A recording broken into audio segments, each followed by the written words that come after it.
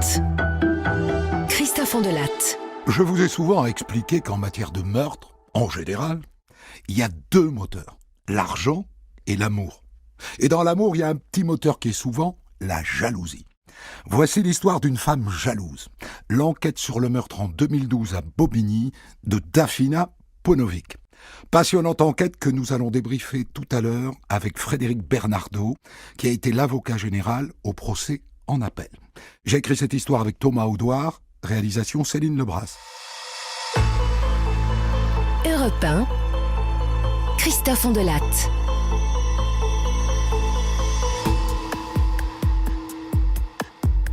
Le 27 novembre 2012, à 11h30, les pompiers de Bobigny, en Seine-Saint-Denis, reçoivent l'appel d'un homme paniqué.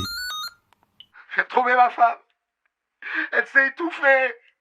Je sais pas ce qu'elle a. Est-ce qu'elle peut vous parler, monsieur ? Non, elle est totalement inconsciente. D'accord, monsieur. Quel est votre nom ? Patrice Dupuis. D-U-P-U-I-S. Vous êtes à quelle adresse, monsieur ? À rue de Normandie, à Bobigny. C'est une cité HLM.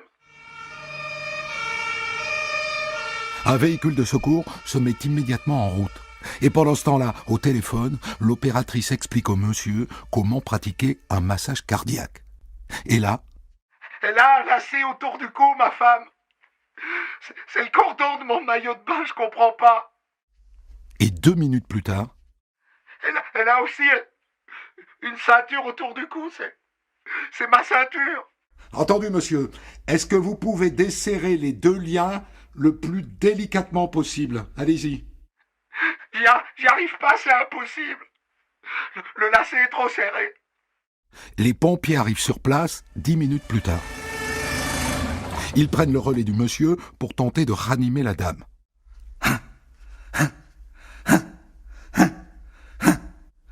Bon, j'arrête. Je crois qu'il n'y a plus rien à faire. Elle est décédée.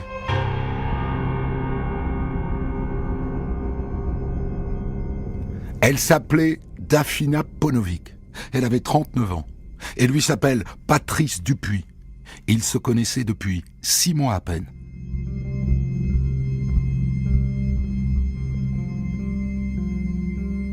Juste après, on appelle la police, bien sûr, à cause des cordons autour du cou, et aussi des touffes de cheveux arrachés qui se trouvent partout autour du corps. Ça ressemble à un crime. Et donc c'est la brigade criminelle de Paris, le fameux 36 quai des Orfèvres, qui débarque. Bon, je dis ça, je dis rien, hein. Mais les touffes de cheveux, là, ça fait penser à des femmes qui se crêpent le chignon, non ? Ouais, je sais. C'est un peu macho comme remarque. Mais allez savoir s'il n'a pas raison, parce que un flic du 36, ça a de l'expérience. Et en général, ça a beaucoup de flair. Les équipes de la police scientifique passent à l'action. Bon, on cherche des poils, hein ? Ou des cheveux, bref, tout ce qui pourrait nous donner un ADN. Allez, action ! Mais du côté des poils, ça ne donne rien. Le médecin légiste débarque pour les premières constatations. Bien. Nous sommes en présence du corps d'une femme dont on nous dit qu'elle a 39 ans, point. Elle présente des ecchymoses sur l'ensemble du corps, virgule, depuis le bas des chevilles jusqu'au cuir chevelu, point. A priori, les causes de la mort résultent d'un étranglement brutal, point. Nous constatons que le larynx de la victime a été écrasé, point.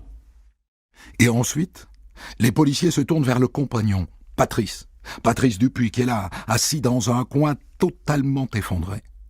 Monsieur, pardon de vous importuner, je sais que c'est pas facile pour vous. Selon vous, est-ce qu'il manque des objets dans l'appartement ? Des objets qui auraient disparu et qui pouvaient appartenir à madame ? Il balaye la pièce du regard, il réfléchit un petit moment. Ah oui. Il manque son sac à main. Et puis son ordinateur portable aussi, et son téléphone.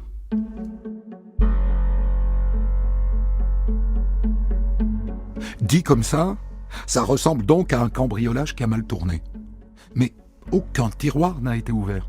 Et le couple était sur le point de déménager, la pièce est remplie de cartons, aucun n'a été éventré. Il n'y a pas non plus de traces d'effraction. Alors les flics se disent, ça ne ressemble pas à un cambriolage qui a mal tourné, mais plutôt à un meurtre déguisé en cambriolage.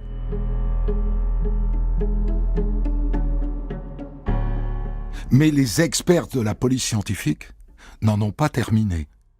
Dis, regarde ça, sur le bas de la porte là, et puis sur la plainte. Ça m'a bien l'air d'être du sang. De minuscules gouttelettes de sang coagulées. Et du sang, ils en trouvent aussi dans la chambre, et encore dans la salle de bain, dans le siphon de la baignoire et celui du lavabo. Du sang que manifestement on a voulu nettoyer, mais qui n'est pas complètement parti. Arrêtons-nous 2 secondes pour faire le point. Je vous connais, hein. Je sais ce qui se gamberge dans votre petite tête de flic amateur biberonné au Cluedo. Le compagnon, hein. Il a les clés de l'appartement, c'est la ficelle de son maillot de bain qui a servi à étrangler la miss. Et quand il appelle les pompiers, il semble découvrir la présence d'une ceinture autour du cou de sa femme au moment de lui faire un massage cardiaque. Sauf que voyez-vous, pas plus qu'on ne devient cuisinier en regardant Cyril Lignac, on ne devient pas policier en jouant au Cluedo. Cela dit, le compagnon Patrice est tout de même convoqué au 36 quai des Orfèvres. Bien, monsieur, est-ce que vous pourriez nous donner votre emploi du temps pour la journée d'hier, 27 novembre ?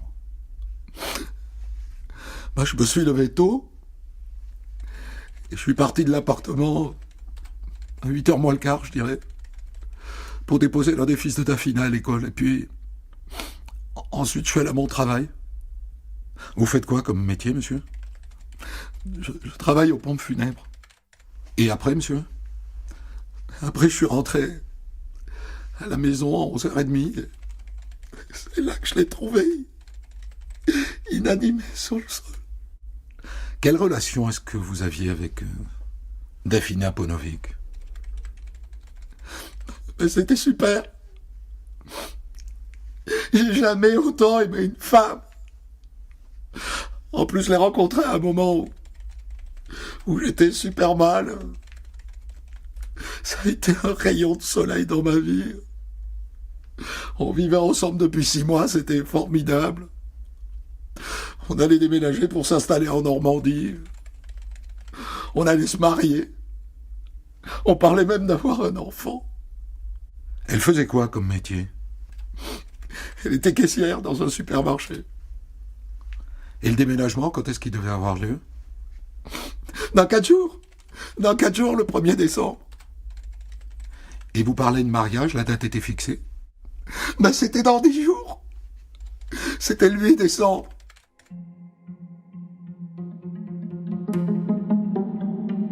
Votre opinion d'amateur de Cluedo après ce court interrogatoire ? Il a l'air sincère, n'est-ce pas ? Il a l'air sincère. Cela dit, les flics de la crime vérifient, bien sûr. Son patron aux pompes funèbres confirme qu'il est bien venu travailler aux horaires qu'il a donnés. Et le bornage de son téléphone portable colle point par point avec son récit. Son départ à 8h moins le quart, son retour chez lui à 11h30. Pardon de décevoir vos intuitions de policier d'opérette, mais ça n'est pas lui. Ça n'est pas lui le tueur. Désolé.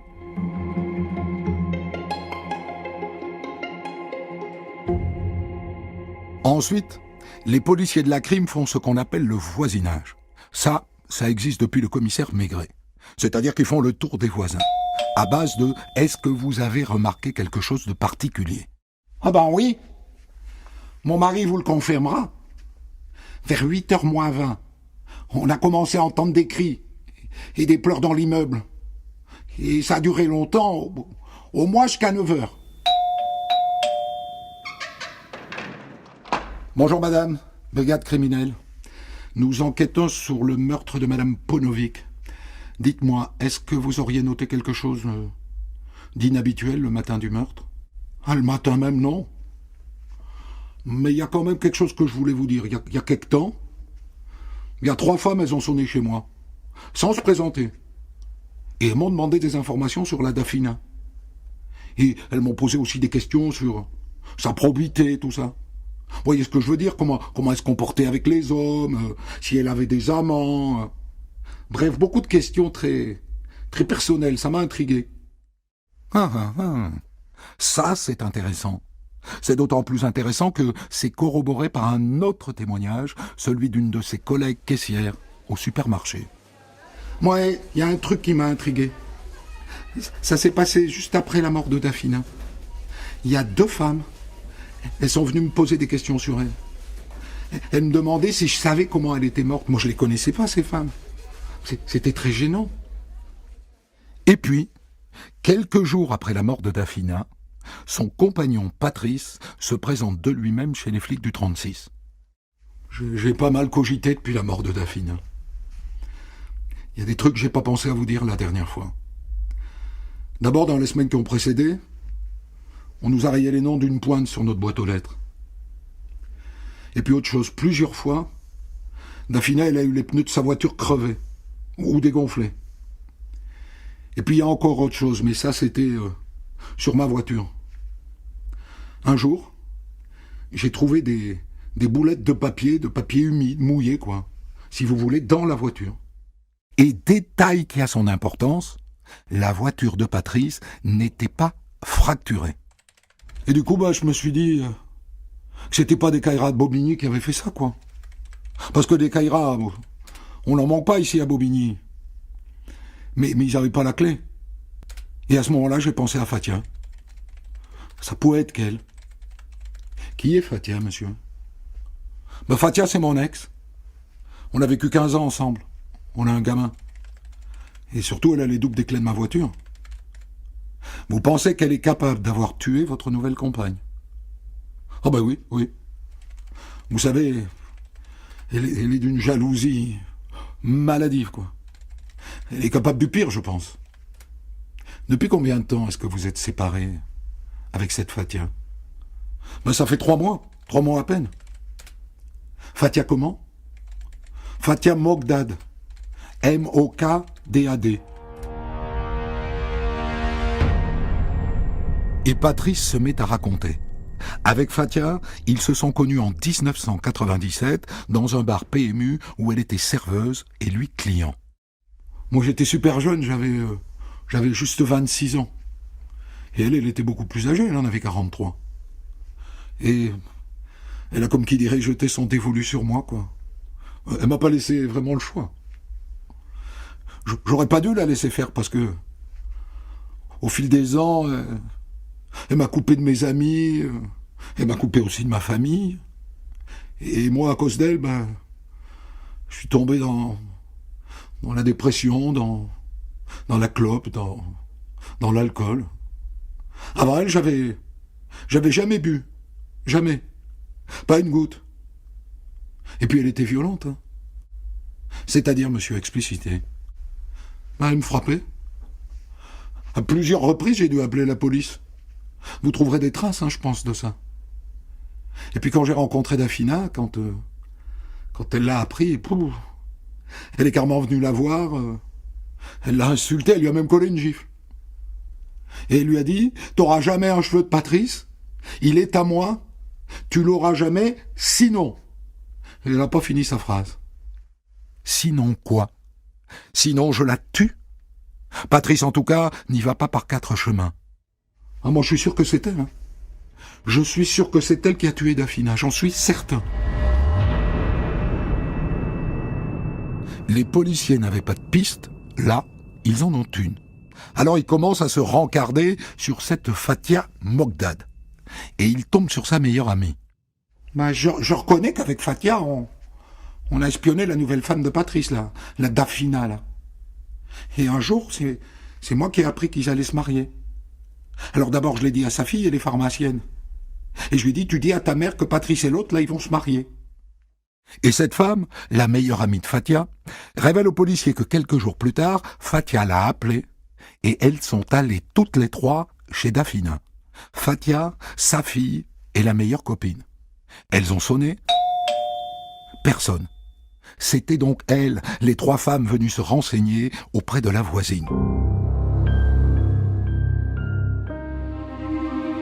Les policiers de la crime pourrait arrêter cette Fatia là, maintenant, tout de suite. Mais avant de l'arrêter, ils veulent avoir des biscuits. Alors, ils étudient le parcours de son portable. Bon, ça se confirme. La greluche a borné plusieurs fois près de chez Dafina dans les semaines qui précèdent sa mort. Pas mal, non? Et celui de sa fille pharmacienne aussi, plusieurs fois. Et surtout, le matin du meurtre, elles y étaient toutes les deux, à l'heure du crime.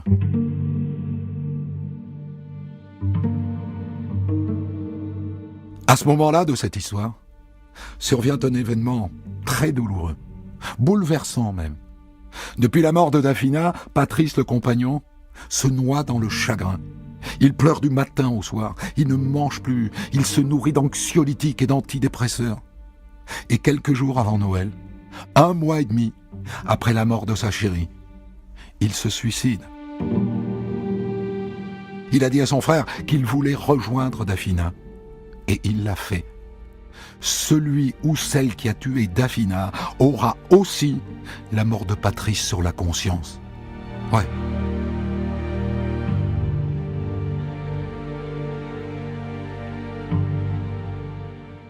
Patrice est enterré au cimetière de la Courneuve, dans le même caveau que Dafina.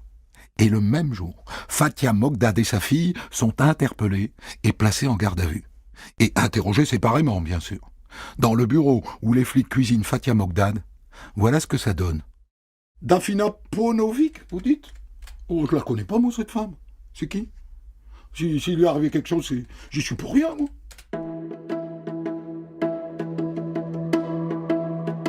Un aplomb incroyable. Et pourtant, les flics de la criminelle savent qu'elle ment. Mais elle n'en démord pas. Elle est blanche comme neige. Dans ce cas-là, la meilleure technique consiste à trouver une voie de contournement. Qu'a-t-elle à dire sur sa séparation avec Patrice? Sur sa jalousie? Bien. Et si on parlait, madame, de votre séparation avec Patrice Dupuis? Comment est-ce que vous avez accueilli cette séparation? Oh ben franchement, Patrice, c'était un vrai soulagement qu'il s'en aille. Ça ne vous a rien fait? Oh ben rien du tout. Il était violent, j'en pouvais plus, quoi. Et puis il buvait, hein. Il buvait comme un trou, à tous les repas. Et c'est quand il était sous qu'il s'en prenait à moi. Bon, je sais que c'est pas bien de le dire d'un mort, mais franchement, quand on s'est séparés, j'ai eu aucun regret. Bon débarras, franchement, bon débarras. Madame Mogdad, votre version ne correspond pas, sachez-le, aux nombreux témoignages que nous avons recueillis dans votre entourage. Ils disent tous que vous avez cherché par tous les moyens à reconquérir votre ex-conjoint. Mais c'est faux. Moi, je savais même pas qu'il avait refait sa vie. Je savais même pas qu'il avait une autre femme. Il est temps de déposer quelques biscuits sur la table.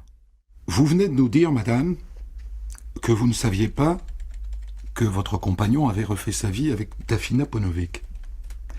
Et pourtant, nous avons ici l'analyse de votre téléphone portable qui démontre que vous êtes allé plusieurs fois, vous et votre fille, aux abords de son domicile. Mieux que ça, madame, vous y étiez le matin du crime. Regardez, c'est écrit là, sur cette ligne. Regardez. Je comprends pas. Parce que moi, je peux vous dire, je suis jamais allé là-bas.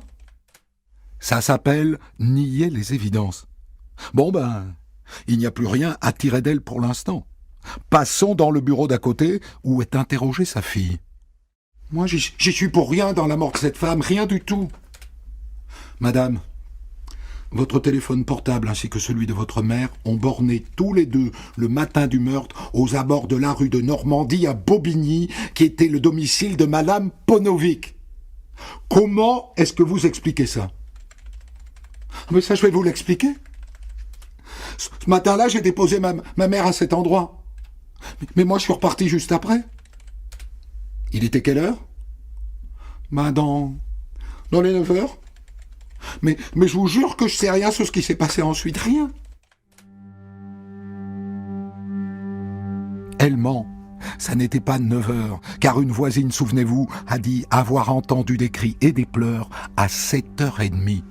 Elle ment, mais elle vient tout de même, du bout des lèvres, de balancer sa maman. C'est fou ce que les enfants sont ingrats. En tout cas, ça suffit au juge d'instruction pour les mettre en examen toutes les deux et pour les envoyer en prison toutes les deux. En se disant, ça va les attendrir, comme on dit. Ça va leur délier la langue. Tu parles ? Pendant 6 mois, interrogée à plusieurs reprises par le juge, Fathia se mure dans le déni. C'est pas moi, c'est pas moi, c'est pas moi. En revanche, comme vous avez pu l'observer, sa fille est plus ouverte à la discussion. Et au bout de 6 mois, elle écrit d'elle-même au juge. « Monsieur le juge, je souhaiterais être réentendue par vous, car j'ai des révélations importantes à vous faire. » Bon, d'accord. Le juge l'a fait venir dans son bureau. « Vous pouvez lui retirer ses menottes. Asseyez-vous, madame. Alors, il semble que vous ayez des choses à me dire. Je vous écoute. » Mais le matin du meurtre, ma mère, elle avait rendez-vous avec un homme.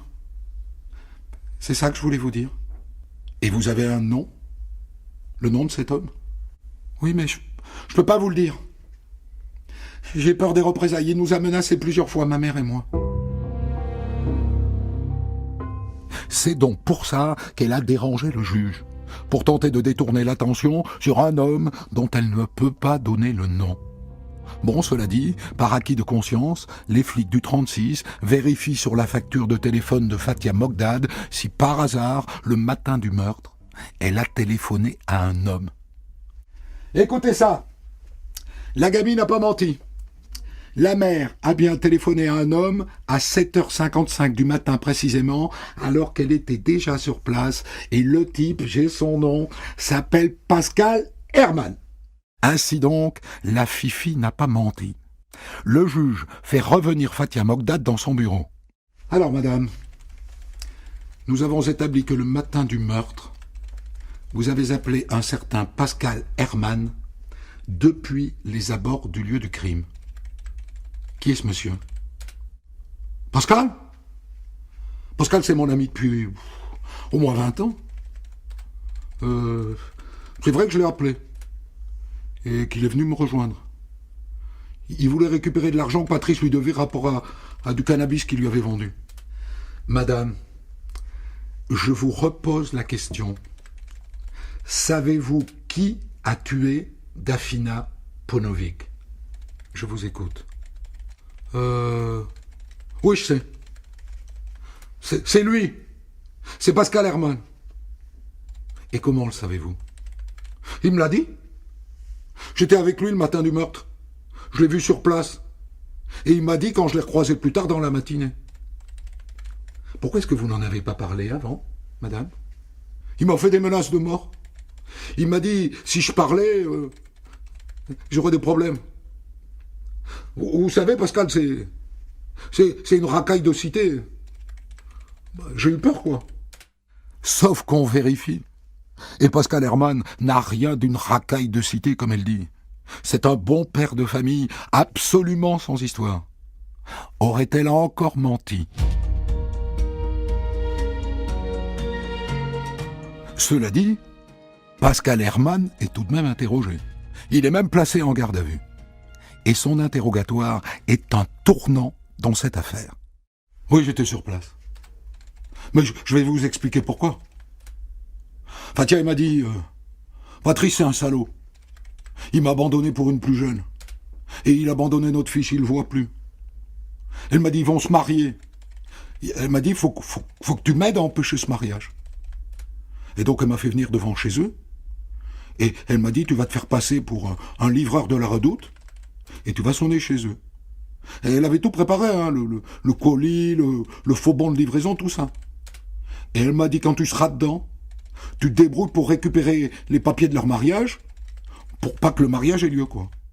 Et là, il raconte qu'il sonne, que Dafina Ponovic ouvre, et qu'à ce moment-là, Fathia Mokdad se rue sur elle. Elle lui a mis un chiffon sur son visage. Et à l'odeur, moi, j'ai pensé que c'était de l'éther. Et après, moi, je me suis occupé de ce qu'elle m'avait demandé, quoi, c'est-à-dire les papiers. Et j'ai juste vu que Fathia l'a roué de coups. Mais j'ai pas vu quand elle l'a étranglé. J'ai pas vu. de l'éther. Le juge ordonne de nouvelles analyses du sang de Daphina et de ses urines. Tiens, il y a de l'éther dans son sang et il y en a dans ses urines. Donc, Patrice Herman n'a peut-être pas menti. Peut-être. Et dans le doute, le juge les renvoie tous les deux devant les assises.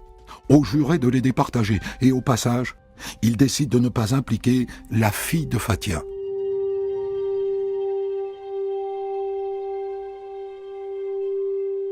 Le procès s'ouvre à Bobigny en octobre 2015. Fathia Mogdad n'a pas bougé d'un iota. Je vous dis que j'y suis pour rien, moi, dans la mort de cette fille. C'est lui, c'est Pascal. C'est pas moi. Mais elle livre tout de même une nouvelle version des faits. Moi, ce matin-là, j'étais venu pour parler à cette femme. Je voulais avoir avec elle une discussion, les yeux dans les yeux. Je voulais lui dire que mon fils avait besoin de voir son père et qu'il fallait qu'elle le convainque de ça. Et quand elle a ouvert la porte, eh ben Pascal qui était avec moi, il a paniqué, quoi. Il s'est jeté sur elle, il s'est mis à l'étrangler. Et moi, à ce moment-là, je suis parti. Pascal Herman, lui, s'en tient à la version qu'il a déjà livrée en garde à vue. Il répète que c'est Fathia qui s'est ruée sur Daphina, mais qu'il n'a pas vu qu'elle l'étranglait. Et monsieur, vous n'avez pas cherché à vous interposer? Ben non. Puis vient le témoignage du policier qui a dirigé l'enquête. Personnellement, j'ai la conviction que c'est un crime de femme depuis le début, au vu de mon expérience. Et aussi au vu du fait qu'on ait retrouvé des touffes de cheveux arrachées. C'est très caractéristique des crimes de femmes. Et l'idée est reprise par l'avocat général dans sa plaidoirie. Vous noterez que la victime a été étranglée avec le cordon du maillot de bain de Patrice Dupuis et avec une ceinture de Patrice Dupuis. De quoi s'agit-il si ça n'est pas d'un signe de jalousie maladive?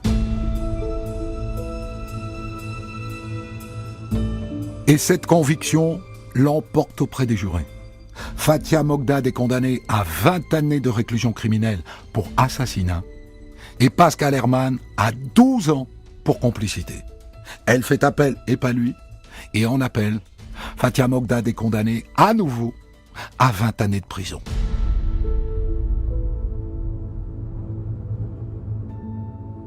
Et pour débriefer cette histoire, je suis avec l'avocat général qui a porté l'accusation au procès en appel, Frédéric Bernardo. Alors, je n'ai pas, par manque de temps, Monsieur Bernardo, raconté le procès en appel. Est-ce que vous arrivez aux mêmes conclusions que votre confrère de première instance, que c'est forcément elle qui étrangle? Alors, la question est simple et ma réponse sera également simple. Oui, ma conviction est faite. Vous l'avez dit, il s'agit d'une femme jalouse, maladive. On reviendra, si vous voulez, tout à l'heure sur la personnalité de cette femme, telle qu'elle a pu être exposée au cours de l'audience. Cette jalousie, en tout cas, elle est là. Et contrairement à d'autres dossiers où on a ce genre de crime, la jalousie n'a pas donné lieu à un drame passionnel, mais au contraire à un crime d'honneur. Et c'est ça qui fait que ce dossier est tout à fait particulier à mon goût. Un crime d'honneur? Oui. Vous basez ce jugement sur quoi? En fait, c'est pas j'ai eu plusieurs dossiers de cette nature, mais vous voyez, le crime passionnel, c'est celui où l'on élimine l'objet de son amour pour éviter de le voir partir. Donc ouais. C'est un petit peu ça, c'est que je ne veux pas que tu me quittes, donc je te tue pour te garder avec moi. Donc elle aurait plutôt, dans ce cadre-là, tué Patrice Dupuis. Exactement. Là, c'est beaucoup plus pervers que cela, c'est qu'on va aller tuer cette pauvre femme, dont la faute aura été au final simplement d'avoir nourri un projet de mariage avec un homme qui venait juste de se séparer de sa précédente compagne. Et donc cette femme était absolument innocente et c'est là que je dis que ça ne ressemble absolument pas à un crime passionnel comme on peut les entendre, mais au contraire à un crime d'honneur. Pourquoi vous ne demandez pas plus s'agissant d'un assassinat? Un assassinat, on est en cours perpétuité. On est toujours surpris quand on est en cours perpétuité et qu'on se retrouve avec une réquisition de 20 années. Oui, alors moi mes réquisitions n'ont pas porté sur 20 ans, mais au contraire sur 25 ans. D'abord, pourquoi 25 ans et pourquoi pas 30, etc. Ouais. Il se trouve que la peine de perpétuité, c'est un maximum et que la réponse pénale, elle doit correspondre à un objectif d'individualisation de la peine. C'est à cela que sert la justice et il faut une peine adaptée à la gravité des faits et à la personnalité de l'auteur. Et donc, cette peine de perpétuité, elle s'applique qu'il y ait une victime, 2 victimes ou 3 victimes. Donc, c'est là qu'il faut quand même adapter la peine à la réalité d'un dossier. Et en ce qui me concerne, moi, j'avais requis une peine plus lourde que celle prononcée en première instance, à savoir une peine de 25 ans de réclusion criminelle, parce que les faits sont quand même tout à fait particuliers, parce que on a une femme, comme je vous l'ai dit, qui était atteinte dans son honneur, qui était blessée par le départ de son compagnon, Patrice Dupuis. C'est une femme qui a 55 ans à ce moment-là. Il faut quand même se remettre un petit peu dans le contexte de l'époque. Elle voit partir un homme. Pour une femme plus jeune. Pour une femme plus jeune, de son âge à lui d'ailleurs.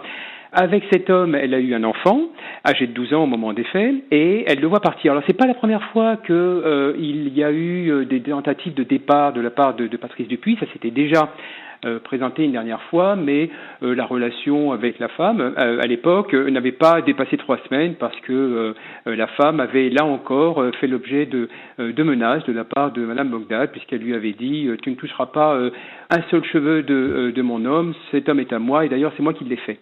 Donc ça veut dire qu'elle était persuadée jusque-là de l'emprise en fait qu'elle pouvait avoir sur Patrice Dupuis. Mais là, avec Dafina Paunovic, c'est tout à fait différent, parce qu'on a retrouvé au cours de la perquisition des documents qui laissaient clairement entendre que le départ de Patrice Dupuis était définitif. Ben oui, puisqu'ils allaient se marier. Ils allaient se marier, mais allons au-delà. Oui, allons au-delà, parce que ça, Fatia Mogdad l'a entendu par le oui-dire, mais c'est allé même au-delà, c'est-à-dire que ça a été officialisé, c'est-à-dire qu'on a retrouvé des fiches de paye datant du mois de juillet. Rappelons quand même qu'il s'est mis en ménage avec Dafina Paunovic au mois de juin. Dès le mois de juillet, son bulletin de paye n'était plus adressé à son domicile, c'est-à-dire celui qu'il occupait avec Madame Mogdad, mais au nouveau domicile, c'est-à-dire le logement de Madame Paunovic. Pareil pour l'abonnement téléphonique, qu'il avait complètement résilié. Pareil pour l'assurance automobile. Donc c'était là les signes qu'il n'allait pas revenir. Et puis juste pour une dernière chose sur ce terrain du crime d'honneur, c'est que en voyant Patrice Dupuis partir, elle perdait son statut de femme qui avait un homme dans sa vie. Elle perdait le père de son enfant, qui était plus jeune qu'elle, bien sûr, et qui, en plus, était propriétaire en partie du pavillon que le couple habitait. Donc elle perdait le pavillon. Elle perdait tout. Elle perdait tout. D'ailleurs, elle l'a dit à un des témoins qui a été entendu dans le dossier. Elle a dit qu'elle le vivait très très mal et qu'elle avait peur de se retrouver à la rue. Alors, ce qui est étonnant dans ce procès en appel, mais c'est que Pascal Herrmann n'y est pas. Enfin, il y est en tant que témoin, mais pas en tant qu'accusé. On ne comprend pas pourquoi votre confrère de première instance, avocat général, n'a pas fait appel de la condamnation de Pascal Herrmann, de manière à ce qu'il soit rejugé tous les deux. Alors oui, il n'y a pas eu d'appel. Vous remarquerez aussi qu'il n'y a pas eu d'appel de Pascal Herrmann. Lui-même, il prend 12 ans, lui, il est content. Mais en tout cas, il a pris une peine moindre, il n'a pas fait appel. C'est-à-dire que lui, d'ailleurs, vous l'avez dit, à la fin de votre récit, vous l'avez bien dit, il reconnaît sa participation, il dit ce qu'il a fait, sans particulièrement, en distribuant les rôles. Pourquoi il n'y a pas eu d'appel franchement, la logique, c'est de les avoir tous les deux. Quand on commet un crime ensemble, on les juge une fois ensemble et 2 fois ensemble. Oui, il peut y avoir différentes options de ce point de vue-là. En fait, on peut les renvoyer tous les deux en appel, on peut en envoyer qu'un seul. Là, est-ce qu'il y avait vraiment un intérêt? Parce que Herrmann reconnaissait ce qu'il avait fait. Je trouve que reconnaître les faits, c'est déjà beaucoup dans la voie de l'amendement. Parce qu'il faut savoir qu'une peine, c'est aussi là. C'est pour rappeler l'interdit et puis permettre à l'intéressé également de s'amender. Il n'a pas fait appel. Il a reconnu les faits. Il a pris une peine lourde quand même, si on compare avec quand même. C'était pas la peine d'en rajouter. En tout cas, ça ne nous a pas empêché de l'avoir en appel, parce qu'il est venu non pas comme co-accusé, mais comme témoin. Comme témoin. Voilà. Alors, il y a un truc qui m'étonne énormément dans ce dossier, c'est l'espèce d'intuition des policiers de la crime, dès le début, et qu'ils répètent d'ailleurs au procès de première instance, je ne sais pas s'ils l'ont redit au procès en appel, que ça ressemble à un crime de femme à cause des touffes de cheveux arrachées qui font penser à un crépage de chignon. C'est pas rationnel, c'est juste du flair, quoi. Oui, c'est ça, c'est le flair du policier, et de ce point de vue-là, on peut leur faire confiance à ces policiers, puisque, vous l'avez rappelé, c'est la brigade criminelle qui est intervenu et ils sont absolument spécialistes de ce type de dossier. Et c'est un élément qui permet de définir des pistes. Bien sûr que c'est pas là-dessus que repose un renvoi devant une cour d'assises. Mais en tout cas, voilà, ça fait partie du flair et ça permet d'orienter une enquête. Et puis d'ailleurs, le reste de l'enquête a bien prouvé que finalement ce flair était juste. Hein. Non, mais ce qui est intéressant, c'est que quelque part c'est de la police à papa. C'est-à-dire que ça nous renvoie au commissaire Maigret, alors même que la police d'aujourd'hui est très technique, très scientifique, le bornage des téléphones portables, l'ADN, etc. Et là, on a le retour du flic à papa. C'est bien, enfin, c'est intéressant. Oui, mais je suis pas tout à fait de votre avis parce que la police à papa, en fait, il s'agit d'une police humaine. Oui. La police scientifique, elle est scientifique, elle n'est pas humaine. Oui. Et un procès, finalement, c'est l'ensemble des deux. La police, elle conduit ses investigations et elle récupère tous les éléments factuels. Parce que s'il y a une chose importante dans un dossier, c'est bien justement le fait. Le fait est têtu, hein, vous connaissez l'expression, et par contre, le fait ne permet pas de raconter une histoire en tant que telle. Et c'est là que c'est intéressant, parce que les déclarations, elles vont être confrontées aux éléments factuels qui ont été réunis. Vous avez parlé, par exemple, des bornages et de l'étude de la téléphonie. Ça, c'est quelque chose de tout à fait factuel. Oui. Lorsque le téléphone de Fathia Mogdad borne sur les lieux, qu'on a la trace d'un appel à Pascal Herman à 7h55, ça, c'est quelque chose d'incontestable.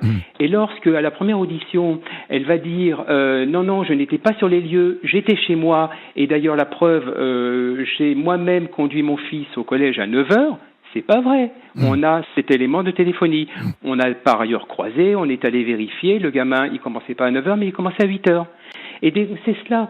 Une bonne enquête, d'ailleurs comme un bon procès, c'est celui qui mêle les éléments de fait et les éléments humains. Parce que on est toujours sur des drames humains, sur des tranches de vie. Et la raison que l'on doit apporter, la rationalité des faits, eh bien, elle résulte de la confrontation de tout cela. Et on reste toujours sur des histoires profondément humaines. On est là pour prononcer les peines, faire des déclarations de culpabilité, prononcer des peines, mais ça reste un exercice fondamentalement humain. À votre avis, Monsieur Bernardo, est-ce que le suicide de Patrice Dupuis pèse sur le verdict? Est-ce que Fathia Mogdad, au fond, paye aussi le suicide de son ex? Alors là, je parce que c'est touchant, ce suicide. Oui, mais c'est absolument touchant. C'est bien sûr, c'est absolument tragique. D'ailleurs, vous l'avez rappelé, hein, il s'est suicidé à peu près un mois après qu'il a découvert celle avec laquelle il avait décidé de se marier. C'est lui qui a même essayé de la réanimer. D'ailleurs, vous avez très très bien rapporté la conversation qu'il a pu avoir avec les pompiers. On l'a entendu en cour d'assises et c'était absolument troublant. Vraiment, c'était la preuve évidente de la sincérité de son témoignage. En tout cas, moi, pour ce qui est de la cause d'appel, j'ai envie de dire que ça n'a pas particulièrement pesé parce que Fathia Mogdad s'en est quand même tirée avec 2 ans de moins. Hein, ouais. Donc, voilà. Pourquoi est-ce qu'elle n'avoue pas, selon vous, Fathia Mogdad, jamais jusqu'au bout, alors que elle nie les évidences et que toute la police technique la condamne? Mais c'est un crime d'honneur et tout cela va ensemble. Le crime d'honneur, c'est lié à une personnalité un peu rigide. D'ailleurs, la personnalité de cette femme s'est révélée. Enfin, ça n'engage que moi, parce que j'étais à l'audience sur plusieurs jours. Après, on a tous une perception qui peut changer. Mais moi, à l'audience, ce qui m'a frappé, c'est quand même la force de caractère de Fathia Mogdad. En fait, elle a une espèce de charisme. Elle est énergique, elle est combative. Elle nous regarde droit dans les yeux. Elle regardait les photos de la scène de crime, la tête haute, alors qu'on voit d'autres accusés qui sont au contraire la tête tournée vers le sol. Voilà. Ouais. Mais là, c'est pas le cas. Et elle s'est enfermée dans ce mensonge. Et puis en même temps, elle est dans son rôle. Voilà, c'est une femme très autoritaire, très manipulatrice. Et d'ailleurs, l'audience a permis de montrer d'ailleurs ces différences de personnalité entre elle et Pascal Herman. Pascal Herman qui s'est montré très très influençable. On le voyait dans sa façon de déposer. Très influençable. Et d'ailleurs, sur le côté très très charismatique de Fathia Mogdad, il y a eu un élément qui est apparu dans le dossier, c'est que elle pouvait même endosser un rôle de chef de clan avec parfois un peu des méthodes mafieuses. Je vous dis cela bien sûr maintenant avec les mots qui me sont propres, mais je me souviens qu'on avait relevé une situation où elle avait eu recours à des amis qu'elle avait recrutés un peu comme des hommes de main pour libérer un appartement de locataires qui ne voulaient pas laisser les lieux. C'est Madalton, quoi. Oui, c'est cela. Elle a des connaissances, elle sait en faire usage, elle a cette force de persuasion. Rendez-vous compte quand même qu'elle a été capable de sceller un pacte diabolique, entre sa fille et Pascal Herrmann.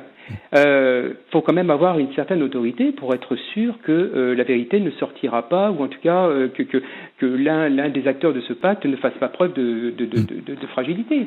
Et c'est tout cela. Et on l'a vu également retourner sur les lieux du crime. Vous allez me dire c'est habituel, un assassin retourne toujours sur les lieux de son crime, c'est bien connu. Mais elle l'a fait en tout cas pour essayer d'apporter ou en tout cas d'influencer la décision qui pourra intervenir.